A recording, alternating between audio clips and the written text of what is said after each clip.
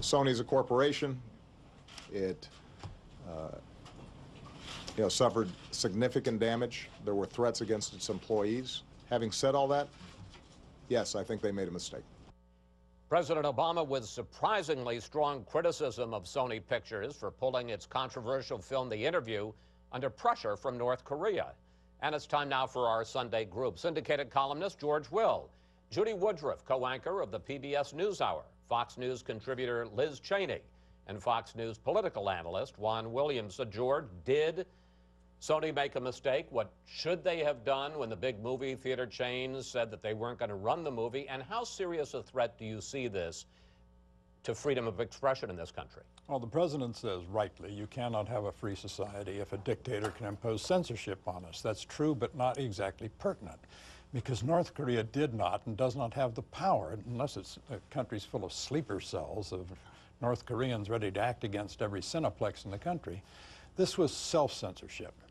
And it happens in America all the time, and I wish the president would come to the party and talk about it. That is, there are two great citadels of American liberalism unchallenged in America: Hollywood and college campuses.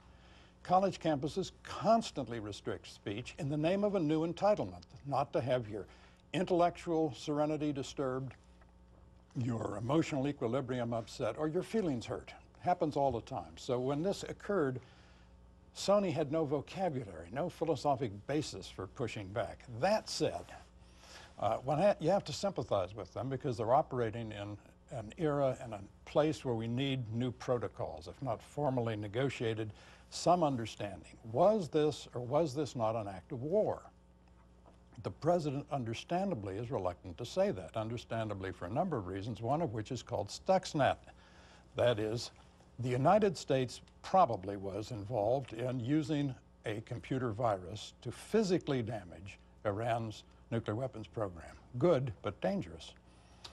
We asked you for questions for the panel, and we got several, in fact, a number of people who were outraged by Sony's decision to pull the picture. Let's put a couple of them up on the screen. Lisa Winters-Rogers sent this on Facebook: if we give in to them, North Korea, about a movie, what's next? And we got this on Twitter from Roscoe Arbuckle: I don't know if I can ask a question. I have to ask North Korea first. Judy, how do you answer Roscoe and Lisa? Well, Sony has now backed down. They've said, in essence, the reporting in the last day or so is that they are going to find a way to get this film out there. It may be live streaming or video streaming, video on demand, Netflix, something like that. Sony, as George said, you have to appreciate the dilemma they were in. 80% of the theaters were saying, we're not going to run this movie. But now they are going to get it out, and I think the question you have to move on to is, what is the American response going to be? This is a serious attack, and the U.S. has to respond. It's not just a hack.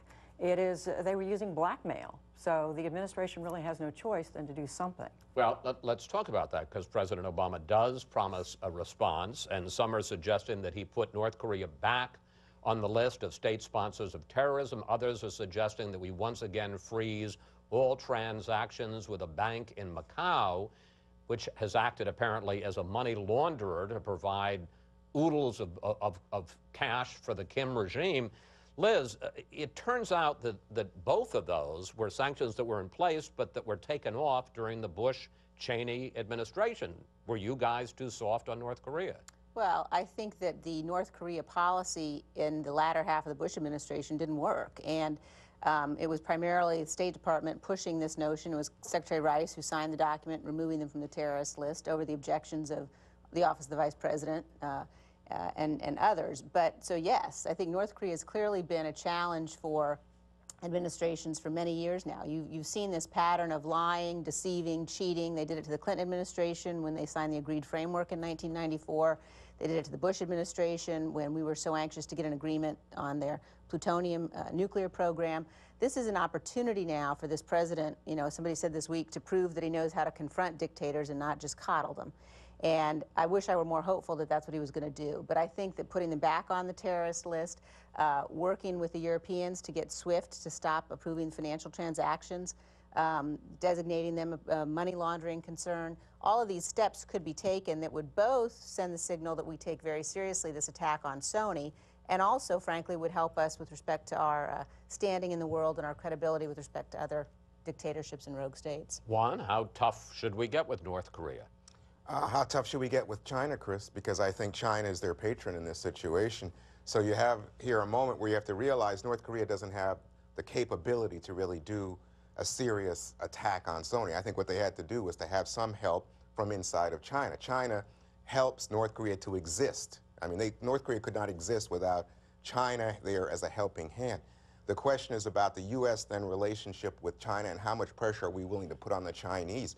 Edward Snowden, as you know, when he was first busted for his attack on American systems, it looked like he was gaining information on what we were able to do against China.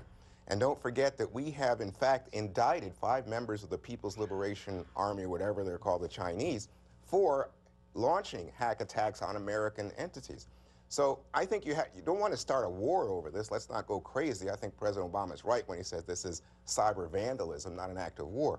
But you have to understand the broader consequences, and I think, therefore, I would stand with Liz Cheney. Let's go after some of the markets and banking transactions. Maybe that's a proportional response. All right. Thank you, panel.